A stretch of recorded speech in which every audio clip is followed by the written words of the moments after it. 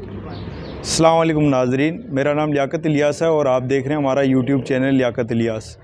जैसा कि नाज़रीन आपको पता है कि इस चैनल के थ्रू हम एडिक्शन के हवाले से अवेयरनेस जो है वो सोसाइटी तक आप लोगों तक पहुंचाने की कोशिश करते हैं, आम लोगों तक पहुंचाने की कोशिश करते हैं। आज हम बात करेंगे हीरोइन क्या है और इसके लिए हमारे साथ मौजूद हैं डॉक्टर शाफ़ी मंसूरी। डॉक्टर शाफ़ी मंसूरी का तारुफ़ जो है वो एडिक्शन साइकेट्रिस्ट हैं, चाइल्ड साइकेट्रिस्ट हैं और एडिक्शन साइकेट्रिस्ट में इन्होंने फ़ेलोशिप भी की है USA से। अस्सलाम वालेकुम डॉक्टर साहब, कैसे हैं आप? अल्लाह का शुक्र है। अच्छा डॉक्टर साहब, आज का जो हमारा टॉपिक है हीरोइन, तो पहला तो सवाल मेरा आपसे ये है कि हीरोइन क्या है? क्या है हीरोइन? हीरोइन को आप ये समझें कि ख़ास किस्म का दरख्त होता है जहाँ से ये केमिकल जो है वो निकलता है, जहाँ से ओपियम या अफीम भी निकलती है और बहुत सारे केमिकल्स वगैरह वहाँ से निकलते हैं। तो ख़ास दरख्त की वजह से ये जो है प्रोडक्शन मार्केट में आती है। और इसके अलावा सिंथेटिक भी होता है, नशा जो है जैसे मॉर्फिन की सूरत में आता है। तो ये एक ग्रुप है जिसमें कोडीन, मॉर्फिन, अफीम और हीरोइन शामिल है। चलिए, अच्छा तो इसको क्या कहते हैं, इसको इस्तेमाल करने का क्या तरीका है? इसको लोग इस्तेमाल कैसे, कितनी तरीक़ों से ये इस्तेमाल होता है? इसके बहुत सारे मेथड्स होते हैं, जिसमें एक तो होता है कि नाक के ज़रिए से सूंघते हैं, कुछ लोग उसको इनहेल करते हैं, कुछ लोग मुंह के ज़रिए से लेते हैं और कुछ लोग उसको इंजेक्शन के ज़रिए से लेते हैं, IV यूज़ करते हैं, जो कि सबसे ज़्यादा खौफनाक होता है। जो लोग इंजेक्शन फॉर्म में यूज़ करते हैं सबसे ज़्यादा हाँ, इसी में मेरा ख्याल है ये जो ओवरडोज की हम कैफियत ज़्यादा देखते हैं, IV यूज़ के थ्रू देखते हैं।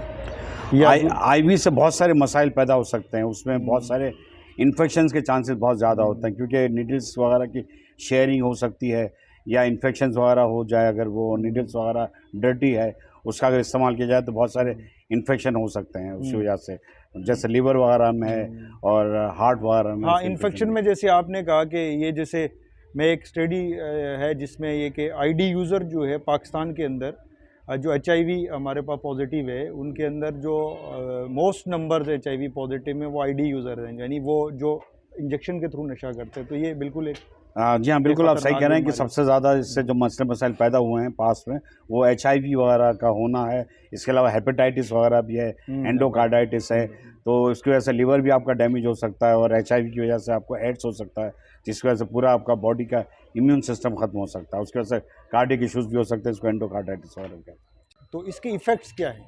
मतलब इसके बहुत सारे इफेक्ट्स हैं। एक तो भाई माइंड पे इसका इफेक्ट है कि अगर ये ओवरडोज हो जाए तो इंसान एक्सपायर हो सकता है और उसका एडिक्ट हो सकता है। सबसे बड़ा मसला है कि नशे का आदी हो सकता है। और आदत का मतलब ये है कि आप थोड़ी सी वो मतलब ले रहे हैं पुड़िया, तो आहिस्ता आहिस्ता आपको जो ज़्यादा लेने पर मजबूरी हो जाती है, इसलिए कि जिसे हम कहते हैं टॉलरेंस, तो टॉलरेंस डेवलप हो जाता है कि एक अफेक्ट जो एक लो डोज से होता है वो फिर असर होना ख़त्म हो जाता है, उसकी वजह से टॉलरेंस डेवलप्ड हो जाता है। इसके अलावा बॉडी पे जैसे मैंने कहा इन्फेक्शन मुख्तलिफ टाइप के हो सकते हैं, एंडोकार्डाइटिस है, हेपेटाइटिस है, B है, C है, ये सारी चीज़ें हो सकती हैं।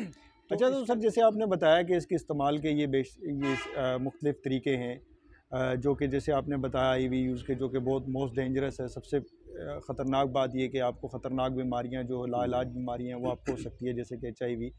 अच्छा, जो है इसके असरात क्या होते हैं? मतलब इसको इस्तेमाल करने के क्या असरात है? उसको हम इस तरह कैटेगराइज कर सकते हैं कि फ़िज़िकल प्रॉब्लम हो सकती है, इमोशनल हो सकती है, माइंड पे उसके असरात होते हैं। जैसे मैंने फिज़िकली कहा कि उसकी वजह से आपको हेपेटाइटिस C और B हो सकता है, HIV पॉजिटिव हो सकता है, लीवर आपका डैमेज हो सकता है, हार्ट की प्रॉब्लम, कार्डियोमायोपैथी हो सकती है, एंडोकार्डाइटिस हो सकता है।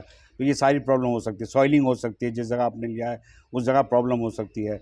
तो ये सारे फिज़िकल सिम्टम्स हैं। इस तरह GI पे उसके प्रॉब्लम हो सकते हैं, हार्ट पे हो सकते हैं। इसी तरह इसके जो है मतलब मेंटल ये है कि इमोशनल पे इस तरह असर हो सकता है कि उसके अंदर मोटिवेशंस ख़त्म हो जाते हैं, वो किसी और तरफ देख ही नहीं सकता, क्योंकि उसको सारे प्लेजर सिर्फ हीरोइन में नज़र आते हैं। जो डोपामिन रिलीज़ होता है, तो वो डोपामिन किसी और चीज़ से उसको लगता ही नहीं कि रिलीज़ हो सकता है। तो प्लेजर के लिए उसके पास सिर्फ एक ही चीज़ होती है, वो होती है हीरोइन। तो उसकी वजह से दिमाग उसका जो है वो माउफ होने लगता है, प्रीऑक्युपाइड हो जाता है, तो उसके अंदर सोचने समझने की जो सलाहियत है वो ख़त्म होने लगती है, जजमेंट उसका ख़त्म हो जाता है, फ़ैसला करने की क़ुव्वत जो है ख़त्म हो जाती है, जो जज्बा है वो ख़त्म हो जाता है। वो फिर फैमिली को इग्नोर करता है, सोशली वो बिल्कुल आइसोलेटेड हो जाता है, माशरे से कट के रहता है, फैमिली से कट के रह जाता है। तो इसके असरात फिर जो है वो पूरे माशरे में भी पड़ते हैं और फैमिली पे भी पड़ते हैं। ठीक है, हीरोइन एडिक्शन क्या है या इसका विड्रॉल क्या है इसके? एडिक्शन हम उसी को कहते हैं कि अगर 1 साल से ज़्यादा का अरसा हो जाए तो उसमें जिसे हम कहते हैं कि हीरोइन की डिपेंडेंसी हो गई, कि टॉलरेंस होने लगता है कि आहिस्ता आहिस्ता वो डोज़ उसके लिए अफेक्टिव नहीं होती है। जिस डोज़ से उसको प्लेजर होने लगता है, मज़ा आने लगता है, उसको डोज आहिस्ता आहिस्ता बढ़ानी पड़ती है। एक तो टॉलरेंस हो गया, दूसरी चीज़ है कि उसकी वजह से उसको जो विड्रॉल वगैरह हो सकता है, कंपल्शन हो सकता है, क्रेविंग हो सकती है, एब्यूज़ उसको कर सकता है। तो हम विड्रॉल जब उसके होते हैं तो विड्रॉल को हम आम ज़बान में तोड़ कहते हैं इसका, कि हीरोइन का तोड़। विड्रॉल्स के अंदर ये होगा, आप ये समझ लें कि हर जगह से इसके लिक्विड जो है वो निकलना शुरू हो जाते हैं, पानी बहना शुरू होता है। हम कहेंगे ऊपर से शुरू करें तो आँख से पानी बहना शुरू हो जाएगा विड्रॉल में, नाक से पानी बहना शुरू हो जाएगा, मुँह से पानी बहना शुरू हो जाएगा, मुँह से वॉमिटिंग होने शुरू हो जाएगी, लूज़ मोशन डायरिया वगैरह होने लग जाएगा, एब्डोमिनल पेन हो सकता है, मसल्स की क्रैपिंग हो सकती है, क्रैम्प्स हो सकते हैं मसल्स के, उसको पेन वगैरह होगा शदीद, बॉडी एक होगा और रेस्टलेसनेस होगा, इंसोम्निया हो जाएगा, स्लीप में उसको काफ़ी डिफ़िकल्टीज़ हो जाएंगी, सोने में डिफ़िकल्टी हो जाएगी, आँख उसकी जल्दी खुल जाएगी। तो ये सारे असरात जो है वो विड्रॉल्स की वजह से हो सकते हैं। कि एक फ़ैमिली की मैं अगर बात करूँ, एक फ़ैमिली में अगर कोई बच्चा या कोई शख्स जो है वो हीरोइन का इस्तेमाल कर ले, सबसे पहली चीज़ ये कि वो उसका पता कैसे चलेगा कि वो हीरोइन का इस्तेमाल वो करने लग गया है? और दूसरी चीज़ उसके साथ ही कि जब वो पता लग जाए कि वो हीरोइन का इस्तेमाल कर रहा है, तो फिर एक बीइंग अ फैमिली हमें क्या स्टेप्स उठाने चाहिए? हाँ, ये बड़ा अच्छा सवाल किया कि हमें कैसे पता चलेगा कि कोई हीरोइन का आदी है या हीरोइन इस्तेमाल कर रहा है।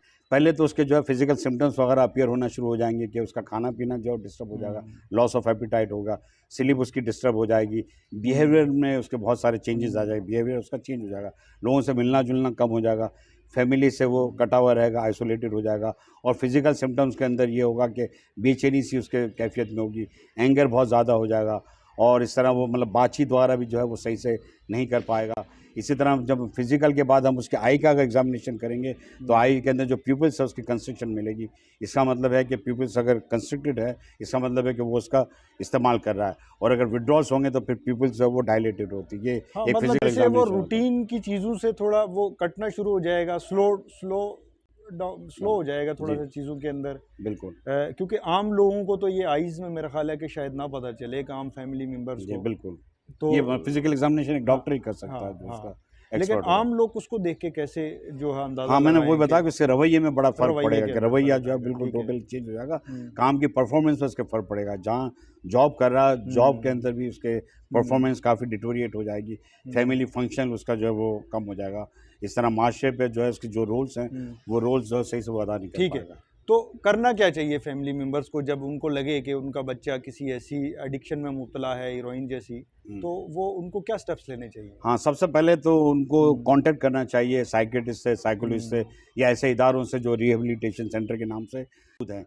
वो फिर ये जब डॉक्टर के पास एक दफ़ा चला जाएगा या इमरजेंसी में आप चले जाएँ डॉक्टर के पास, फिर ये डॉक्टर का काम है कि उनके साइन एंड सिम्पटम्स देखेंगे, फिज़िकल एग्ज़ामिनेशन होगा, लैब टेस्ट होता है। लैब टेस्ट से भी हमें पता चलता है यूरिन के टेस्ट से कि ये हीरोइन इस्तेमाल कर रहा है कि नहीं कर रहा है, वो कन्फर्मेटिव टेस्ट होता है, उससे कन्फर्म हो जाएगा। उसके बाद जब आप उसे लेके जाएँगे साइकियाट्रिस्ट के पास, साइकोलॉजिस्ट के पास या किसी सेंटर में जहाँ रिहैबिलिटेशन सेंटर बने हुए हैं, तो वो ये करेंगे कि फिर इसके ट्रीटमेंट स्टार्ट कर देंगे कि जो विथड्रॉल्स होता है उसको एडमिट करने के बाद उसके विथड्रॉल्स को ख़त्म करने के लिए कुछ अर्से तक मेडिसिन दी जाती है। वो मुश्किल से 1 हफ़्ते से 2 हफ़्ते तक चलती है, उसके बाद मेडिसिन का रोल ख़त्म हो जाता है।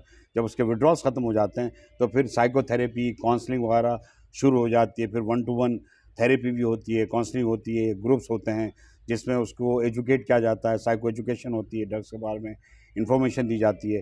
तो वो आहिस्ता-आहिस्ता उसकी जो है रिकवरी होना शुरू हो जाती है। तो मुख्तलिफ़ जगहों पे अच्छे-अच्छे प्रोग्राम्स हैं, ख़ास तौर पे हमारे हीलिंग होम में 5 से 6 ग्रुप्स होते हैं और ये ग्रुप्स बड़े वाइटल होते हैं। ये नहीं कि मेडिसिन उसको सारी ज़िंदगी लेनी है। मेडिसिन का रोल जो है 1 वो हफ़्ता या 2 महदूद है, हफ़्ता हाँ, है, बहुत महदूद है। महदूद है, इतना अच्छा, ज़्यादा ये नहीं। भी एक लोगों के नज़र में जो है वो एडिक्शन का इलाज सिर्फ जो है वो मेडिकेशन, हालांकि इसका बहुत ज़्यादा हिस्सा जो है क्लिनिकल ज़ाहिर है उसकी या बिहेवियर काउंसलिंग के थ्रू बिल्कुल। उसकी वापस जो है सोसाइटी में एडजस्टमेंट कराते हैं, तो इस पे ज़ाहिर है एक जो है वो थोड़ी लगता है कि इस पे ज़्यादा काम करने की ज़रूरत है। ये आम फैमिलीज़ को या आम लोगों को इस बात का अंदाज़ा नहीं हो पाता। हाँ, लोग ये समझते हैं कि अगर ये मेडिसिन 1 हफ़्ते खाएगा तो सही हो जाएगा, तो ये उसे ओपीडी में लेके जाते हैं। जबकि नफसियाती मर्ज़ का इलाज जो है ओपीडी में नहीं है, क्योंकि ये एक बहुत ही लंबी बीमारी है और ये वाक़ई कोई आदत भी नहीं है और ये कोई बुराई भी नहीं है, ये एक्चुअली बीमारी है जो हो जाती है। बंदा उससे निकलना चाहता है, वो निकल नहीं पाता। उसके लिए उसको एक्सटेंसिव और इंटेंसिव हेल्प की ज़रूरत होती है कि उसको हेल्प की जाए, जो 3 मंथ से लेके 6 मंथ्स तक मुहित होती है। वरना ऐसा नहीं है कि एक हफ्ते ओपीडी में उसका इलाज कराया और वो मेडिसिन खाना शुरू कर दे तो सही हो जाएगा। तो इसका प्रॉपर इलाज ही है, एडमिशन है। बगैर एडमिशन के एडिक्शन से बचना तकरीबन नामुमकिन है। चलें, बहुत शुक्रिया डॉक्टर साहब। अच्छा नाज़रीन, ये थी आज की हमारी जो है वो एक छोटी सी कोशिश।